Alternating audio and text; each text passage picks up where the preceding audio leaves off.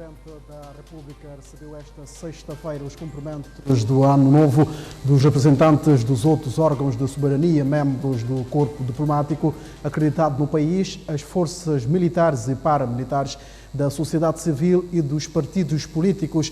A Presidente da Assembleia Nacional, Selmira Sacramento, felicitou Carlos Villanova e desejou o mais alto representante da nação muita prosperidade.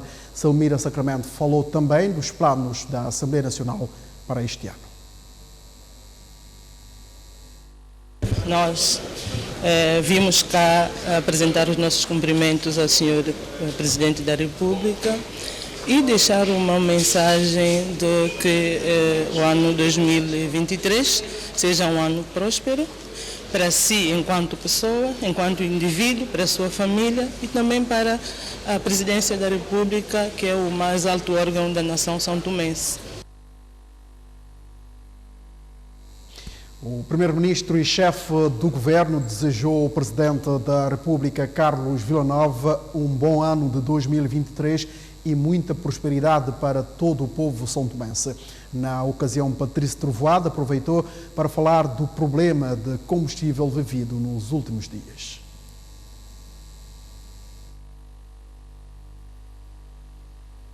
Cumprimentar o Presidente, dizer um bom ano ao Presidente e um bom ano a todos nós, santomenses, não é?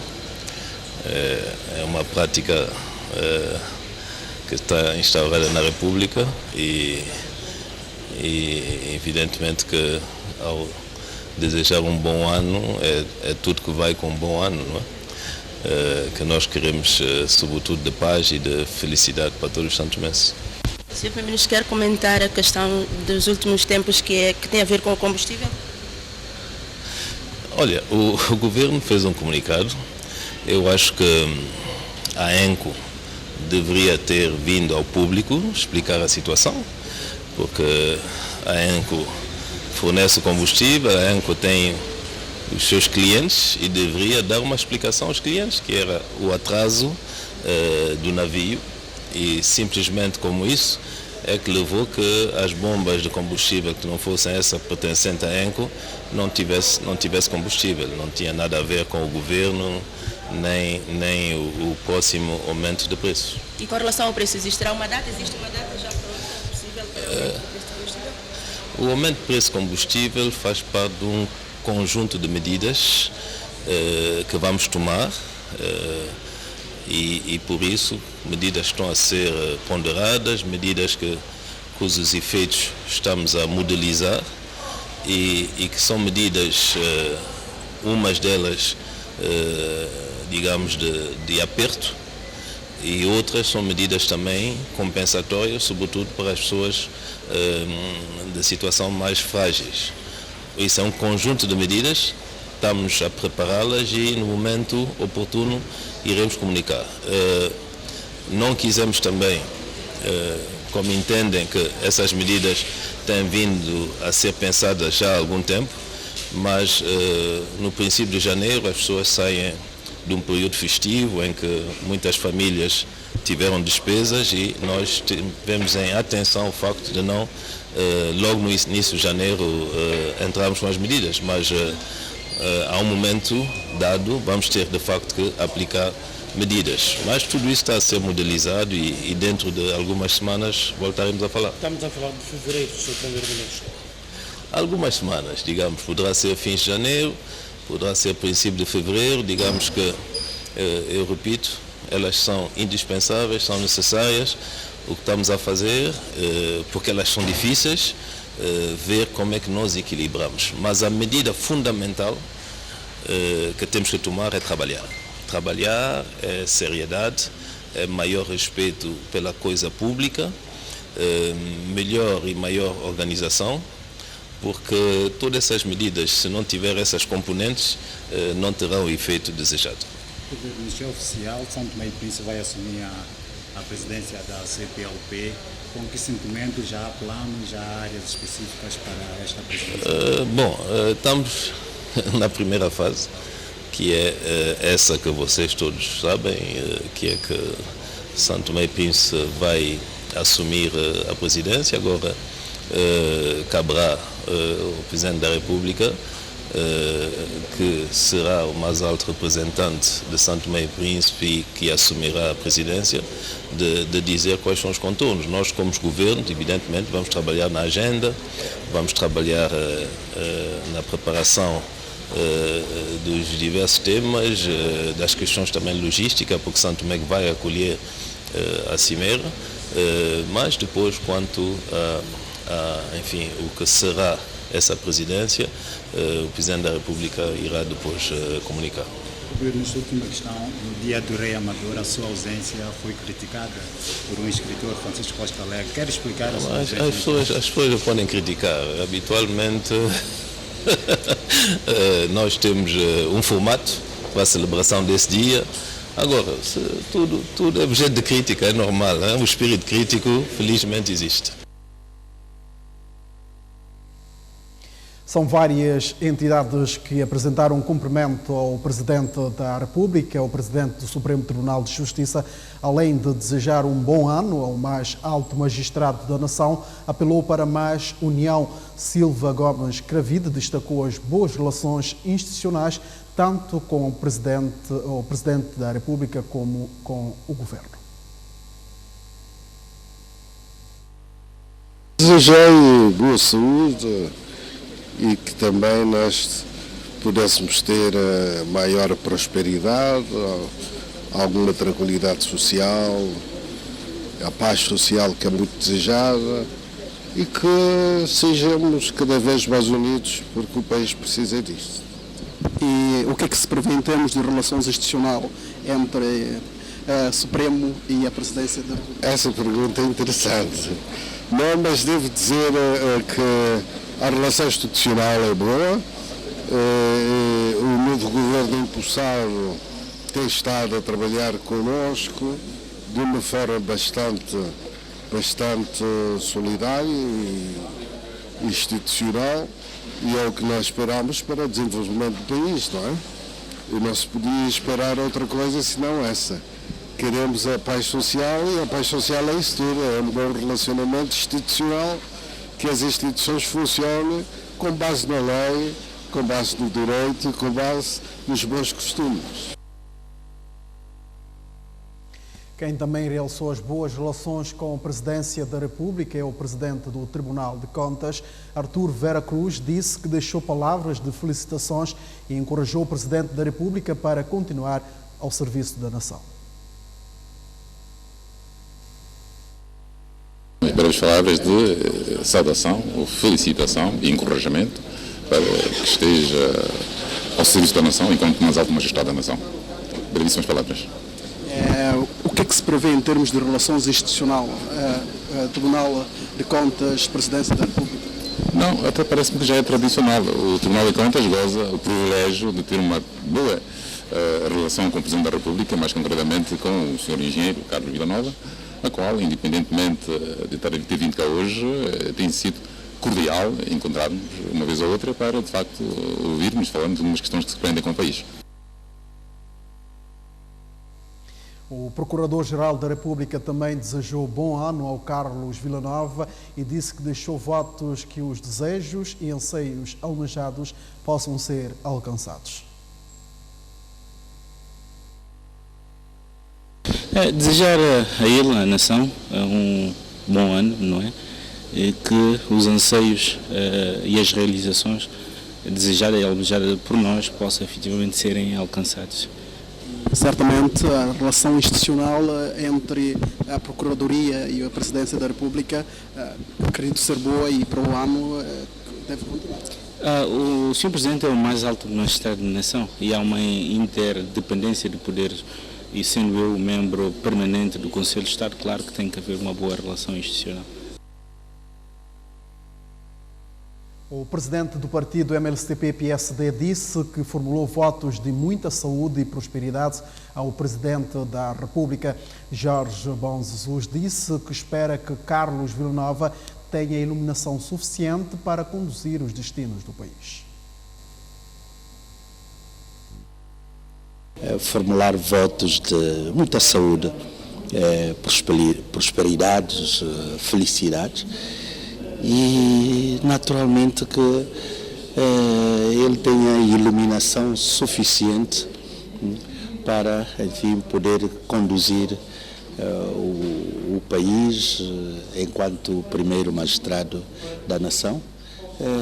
Todos nós, todos os atores, e sobretudo nós os atores políticos, daremos a nossa contribuição. Os desafios são vários e naturalmente vai exigir da parte do Presidente, não é? Esta capacidade de poder nos conduzir ao bom porto. É isso que nós desejamos. Novo ano são sempre novos voos, novos desafios e esperamos tudo de bom para o Presidente, porque o sucesso dele será o sucesso de Santo Tomé e Príncipe. O presidente do partido MLCP-PSD falou hoje sobre o anúncio do aumento do preço de combustível e a implementação do IVA. Segundo Jorge Bom Jesus, existem medidas que são necessárias, mas o governo tem que encontrar outras formas de mitigar os impactos dessas medidas na vida da população. Neste momento, eu não posso falar de uma posição do MLSTP, talvez uma posição de Jorge Bom Jesus, não é? Que ex-primeiro-ministro, que ainda há pouco tempo, portanto, conduziu os destinos também do governo. Naturalmente que há medidas duras, mas necessárias, naturalmente impopulares, mas é preciso que o governo consiga encontrar almofadas, outras formas de mitigação para diminuir o impacto, não é, que essas medidas difíceis terão na vida da população. É isso que se exige tanto do governo de Santo Tomé e Príncipe como de outros governos. Nós acompanhamos aquilo que vai pelo mundo fora e é necessário, de facto, muita sabedoria, né, muita inteligência para lidar com, digamos, os ventos contrários dos tempos que correm. Medidas necessárias, sobretudo o aumento do combustível e o IVA. Naturalmente, nós próprios, muitas vezes, somos regidos por instituições fora de Santo Tomé, e a gente sabe, o FMI, o Banco Mundial, entre outros. Mas, além das medidas que vêm de fora, que nos são impostas pela realidade do momento, não é? Os constrangimentos da guerra, da subida dos preços, da energia, enfim, de tudo isso, nós próprios temos que encontrar soluções endógenas, não é? Alguma criatividade, porque Santo Tomé e Príncipe tem sua especificidade e temos que encontrar também, e isso tem que ser feito na base do diálogo, da concertação, entre os vários órgãos de soberania, mas também entre os vários atores e alguma concertação entre poder e oposição tem que funcionar. Todos somos poucos para a tarefa ingente que nos espera. Jovens do ADI e do MLSTP-PSD felicitaram o chefe de Estado e desejaram um ano cheio de êxito e de realizações para o Presidente da República e ao povo de São Tomé e Príncipe. Por outro lado, o autarca de Água Grande também desejou sucessos a Carlos Villanova. É uma mensagem de felicidade, não é? Uma vez que nós entramos no ano 2023, um ano que se afigura particularmente um bocado difícil para o povo santomense. Daí nós viemos trazer uma mensagem de coragem, não é? Força, para que todos que estão empenhados realmente no desenvolvimento de Santo Tomé e Príncipe possam ter êxitos nesse ano de 2023. Enquanto jovem e representante da juventude de uma força política, vim cá, obviamente também apresentar ao Presidente da República cumprimentos a um bom ano 2023 e demonstrar ao Presidente que a juventude de Santo Tomé e Príncipe argura, obviamente, um 2023 mais próspero, mais com mais saúde, com mais paz e que, obviamente, auguramos um país melhor. Logo, não podia ficar indiferente a este ato, que eu acredito que é carregado de algum simbolismo, poder também apresentar ao Sr. Presidente esses cumprimentos em nome da juventude. Como é natural, né? Tem sido o hábito, hoje, dia 6, cumprimento ao Presidente da República. Eu vim cá em nome da Câmara de Estado de Água Grande apresentar a Sua Excelência, Sr. Presidente da República, um bom ano para ele, junto à família dele, para que nós possamos realmente, todos em conjunto, possamos erguer o nosso distrito e, consequentemente, o nosso país, Santo Tomé e Príncipe. Portanto, é a mensagem que eu trouxe para a Sua Excelência, Sr. Presidente da República, e que Deus nos abençoe a todos, não é? E um bom ano. Representantes das bancadas parlamentares também foram apresentar cumprimentos ao Presidente da República. Esperam mais trabalhos de todos para o desenvolvimento do país.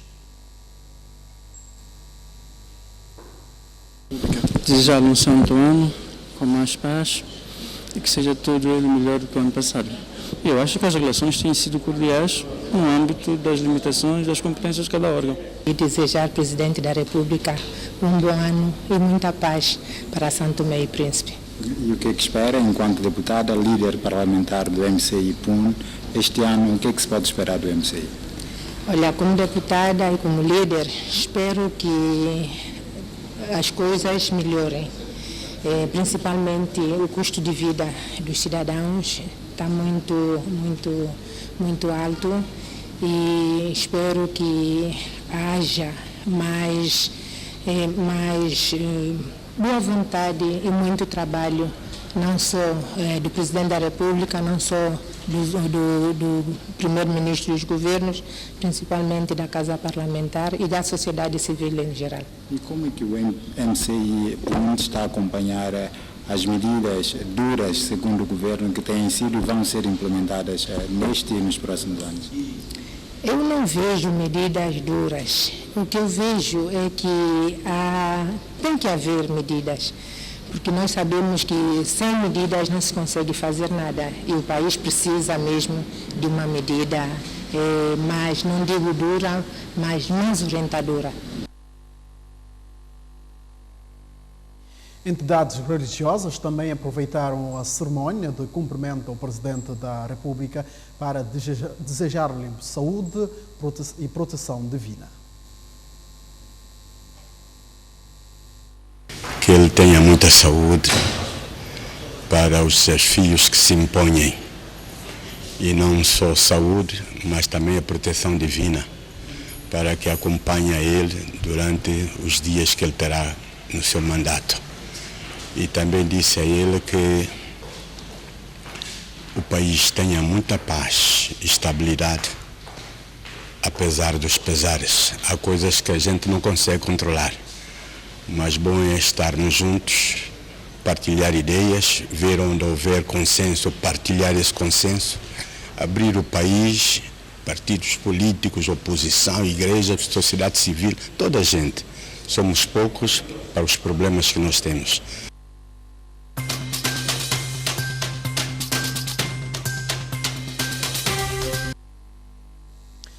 Passamos agora à leitura do comunicado do Conselho de Ministros. O venerando Conselho de Ministros do 18º Governo Constitucional reuniu ontem, quinta-feira, dia 5 de janeiro, no Palácio do Governo, na sua 8ª sessão ordinária e a primeira do ano 2023, presidida pelo Primeiro-Ministro e chefe do Governo, para fazer análise da situação interna e internacional e deliberar sobre assuntos do país. O venerando Conselho de Ministros analisou a situação interna e concluiu que, relativamente à quadra festiva do Ano Novo, a mesma ocorreu na tranquilidade e sem registro de grandes incidentes, pelo que vem, uma vez mais, saudar a população pelo clima de harmonia, paz em que foi celebrada a passagem para o novo ano. A este propósito, o Governo gostaria de aproveitar para dar boas-vindas ao ano 2023 a todos os santomenses, na certeza de tudo fazer para ajudar a população a superar as dificuldades do seu dia a dia.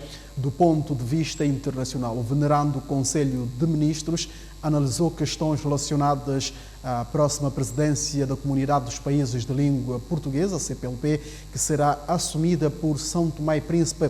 No que concerne as matérias específicas de desempenho e funcionamento, o venerando Conselho de Ministros analisou as medidas que constam do programa do Governo e deliberou que nos próximos dias irão ser apresentadas em mais detalhes as que deverão ser executadas ao nível do plano de emergência do Governo.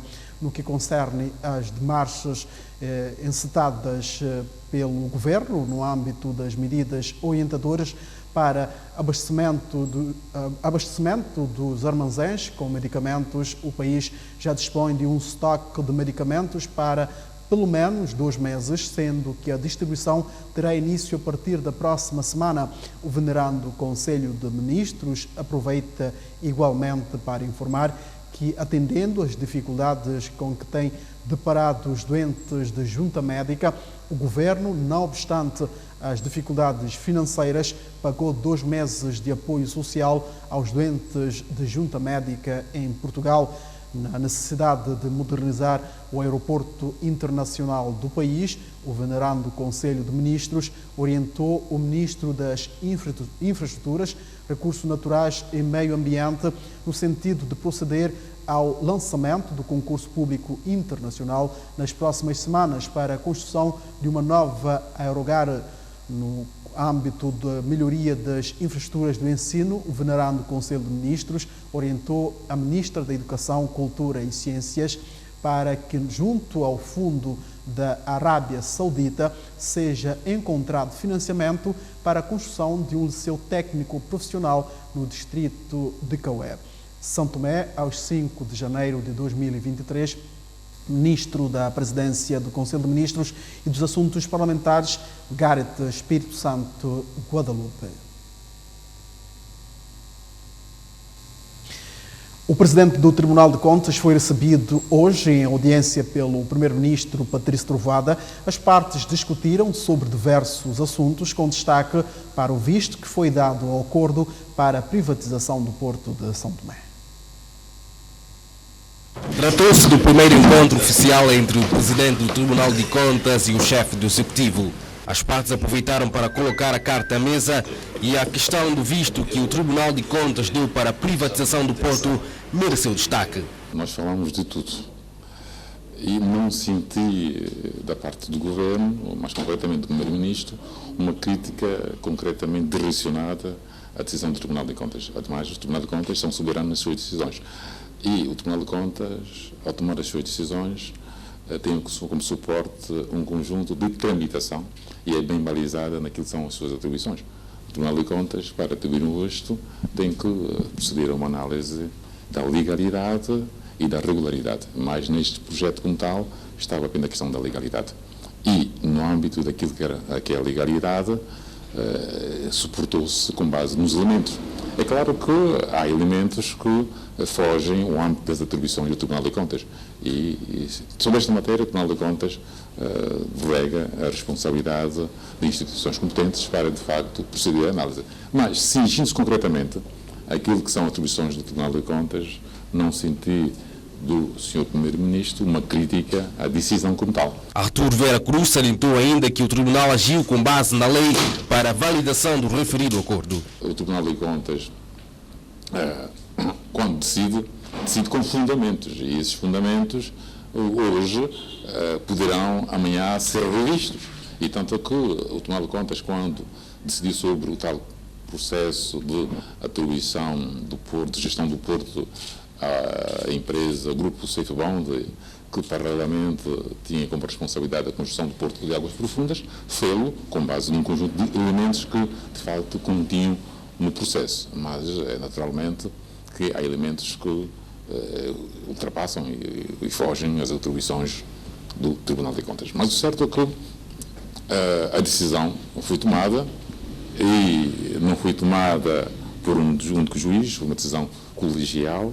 Sobre a funcionalidade da sua instituição, o presidente do Tribunal de Contas garantiu que uma das suas prioridades é a retoma do julgamento sobre a questão financeira.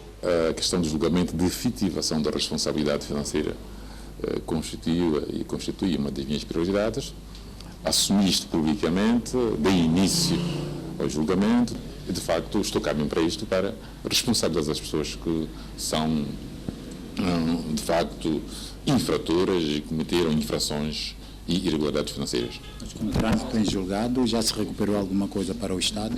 Quer dizer, no âmbito da decisão não se recuperou ainda, mas o certo é, pelo facto de ser-se dado início ao julgamento de efetivação da responsabilidade financeira, houve muitos pagamentos voluntários.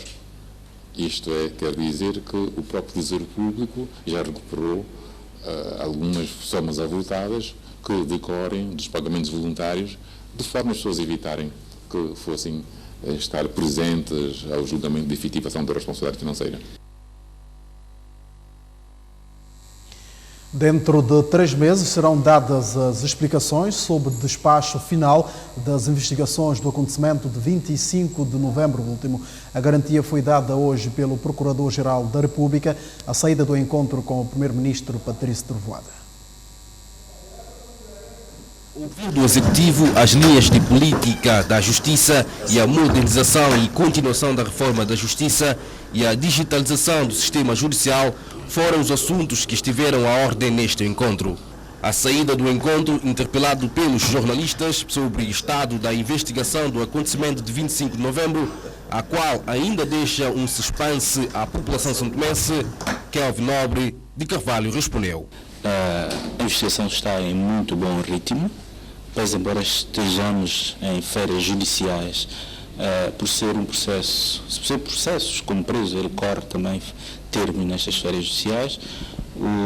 A parte da cooperação judiciária que nos tem dado auxílio tem feito tudo aquilo que é necessário na recolha da prova e neste momento estamos a muito bom ritmo para um despacho final, seja ele qual for. Este ainda garantiu que a investigação decorre com a ajuda da cooperação judicial portuguesa. Tendo preso em Santo Tomé e Príncipe, temos 3 meses para concluir a investigação, mas eu acredito que antes disso teremos as explicações todas.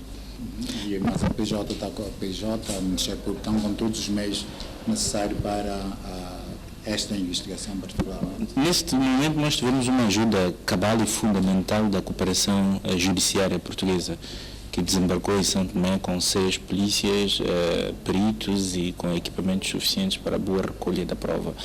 Também é preciso dizer que temos tido uma boa cooperação interna, todos os órgãos e instituições de Santo Tomé e Príncipe que nós temos feito solicitações, têm respondido a devido tempo e tudo isto tem ajudado para que o timing da investigação seja ele devidamente respeitado e cumprido. Os jornalistas das rádios comunitárias e da Rádio Nacional foram capacitados em matéria de dengue. A formação que foi promovida pela Cruz Vermelha visa dotar os técnicos da comunicação social de informações para melhor informar a população. Em abril de 2022, em São Tomé, foi detectado mais de 1000 casos da doença dengue. A comunicação social, como principal veículo de sensibilização, deve ser capacitada para informar com clareza sobre os efeitos da doença. A Cruz Vermelha, que já capacitou os seus agentes e vários outros técnicos de setores sociais, quer que os jornalistas e radialistas sejam agentes diretos da campanha de luta contra a dengue em São Tomé e Príncipe. Técnicos da comunicação formados para sensibilizar a população na matéria de prevenção contra a dengue. Assim concluímos o telejornal desta sexta-feira. Obrigado por nos ter acompanhado. Continuação de uma boa noite e bom fim de semana.